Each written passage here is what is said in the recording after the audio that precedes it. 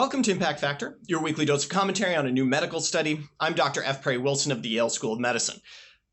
I had a friend once who claimed it was his special ability to be able to tell exactly when it would start raining.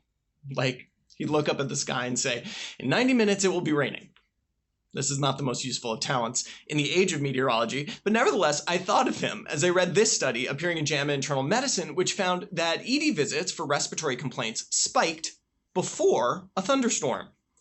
This was a large study. Researchers led by Anupam Jena of Harvard used the Medicare fee-for-service database to capture beneficiaries' ER visits for a respiratory ailment from 1999 to 2012.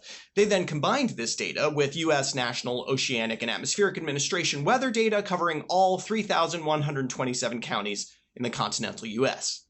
They used that weather data to find days when counties had thunderstorms, defined in this case by high winds, lightning, and precipitation. With that storm as time zero, they could look back and forward in time to see how ED visits stacked up. You can see that as expected, precipitation spikes on a day that there's a thunderstorm. That's proof of concept. But now look at ER visits for respiratory complaints.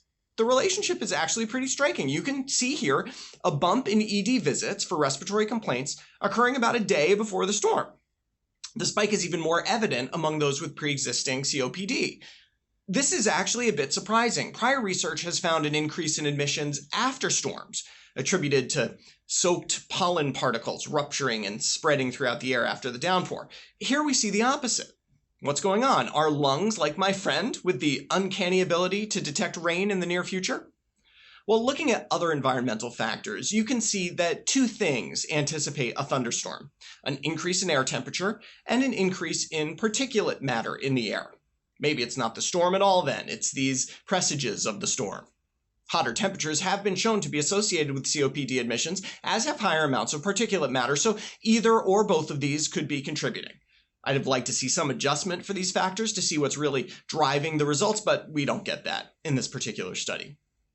Maybe people are trying to get themselves taken care of before the big storm hits.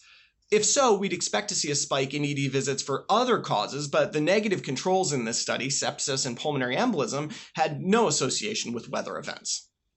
So why does this all matter? No, we should not use ED census as a way to predict the weather. Meteorologists are still slightly better at that than we would be.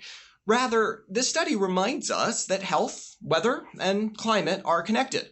Wind, heat, and rain can have downstream effects on health conditions. As the globe warms, it's fairly clear that we can expect more thunderstorms. We can also, possibly, expect more COPD exacerbations. For Medscape, I'm Perry Wilson.